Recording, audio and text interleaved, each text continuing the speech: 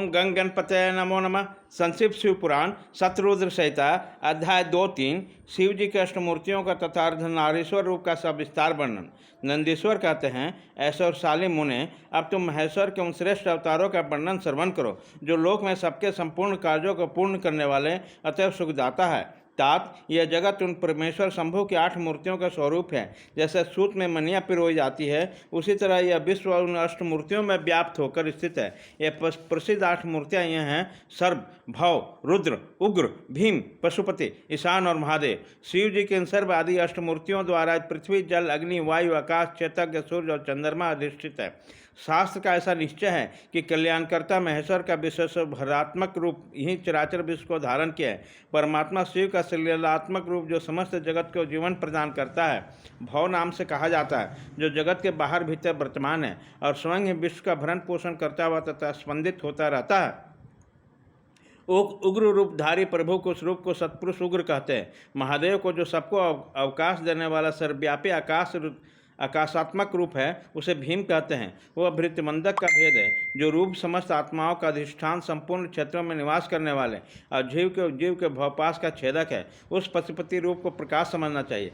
महेश्वर का संपूर्ण जगत को प्रकाश करने वाला जो सूर्य नामक है, उसे ईशान कहते हैं। वह धूलोक में भ्रमण करता है। अमृतमय रश्मियों वाला जो चंद्रमा संपूर्ण विश्व को आह्लादित करता है, शिव का रूप महादेव नाम से पुकारा जाता है।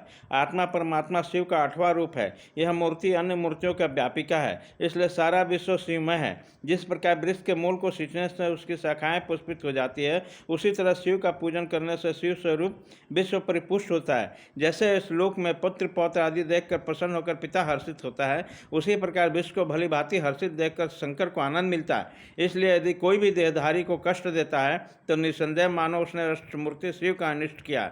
सनत कुमार जी, इस प्रकार भगवान शिव अपने अष्टमूर्तियों द्वारा समस्त विश्व को अधिष्ठित करके विराजमान है। अतः तुम परम भक्ति भाव से उस परम कारण रुद्र का भजन करो। प्रिय सनत कुमार जी, अब तुम शिव जी के अनुपम अर्धनारीश्वर का वर्णन सुनो। महाप्राग, यह रूप ब्रह्मा की कामनाओं का पूर्ण करने वाला। सृष्टि के आदि में जब सृष्टिकर्ता ब्रह्मा द्वारा रची हुई सारी प्रजाएं विस्तार नहीं प्राप्त हुई थी, तब ब्रह्मा जी उस दुख से दुखी होकर चिंताकुल हो गए। उसी समय यूँ आकाशवाणी हुई, ब्राह्मण, अब मैथुनी सृष्टि की रचना करो। उस वाणी को सुनकर ब्रह्मा ने मैथुनी सृष्टि का उत्पन्न करने का विचार किया, परंतु इससे पहले नारियों का कुल ईशान से प्रकट नहीं हुआ था। इसलिए पद्म योनि ब्रह्मा मैथुनी सृष्टि रचने में असमर्थ न हो सके। तब यो विचार करके शंभु की कृपा के बिना मैथुनी प्रजा उत्पन्न नहीं हो सकती। तब करने को उद्यत हुए। उसी समय ब्रह्मा पराशक्ति शिवा सहित परमेश्वर शिव का प्रेम पूर्वक हृदय में ध्यान करके घोर तप करने लगे।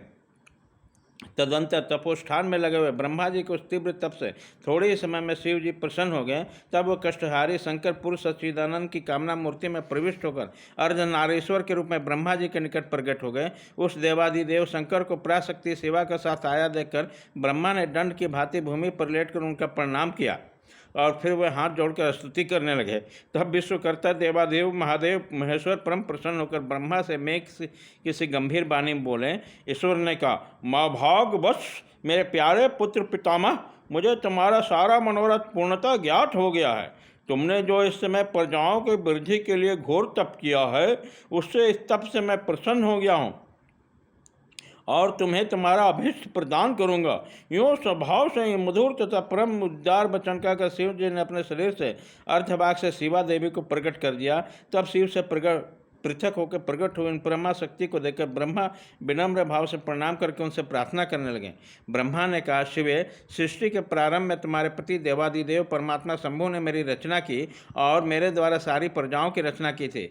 शिवे, तब मैंने देवता आदि समस्त प्रजाओं की मानसिक सृष्टि की, परंतु बारंबार रचना करने पर भी उनकी वृद्धि नहीं हो रही थी। अतः मैं स्त्री पुरुष के समागम से उत्पन्न होने वाली सृष्टि का निर्माण करके सारी प्रजाओं की वृद्धि करना चाहता हूँ, किंतु अभी तक तुमसे अच्छे नारी कुल का प्रकट नहीं हुआ।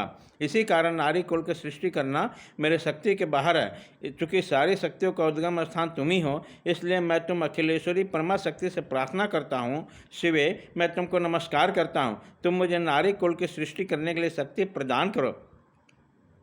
क्योंकि शिवप्रिय, इसी को तुम चराचर जगत की उत्पत्ति का कारण समझो।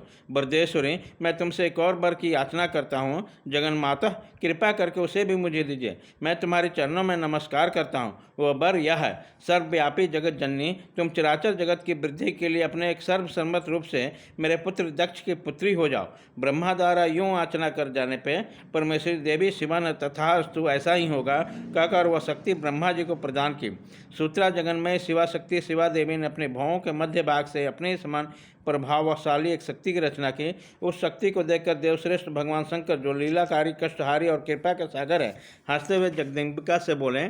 शिव जी ने कहा, देवी परमेश्वरी, ब्रह्मा ने तपस्या द्वारा तुम्हारी आराधना की है, अतः तुम उन पर प्रसन्न हो जाओ और उनका सारा मनोरथ पूर्ण करो। तब शिवा देवी ने परमेश्वर शिव की उस आज्ञा को सिर झुकाकर ग्रहण किया और ब्रह्मा के कथनानुसार दक्ष की पुत्री होना स्वीकार कर लिया।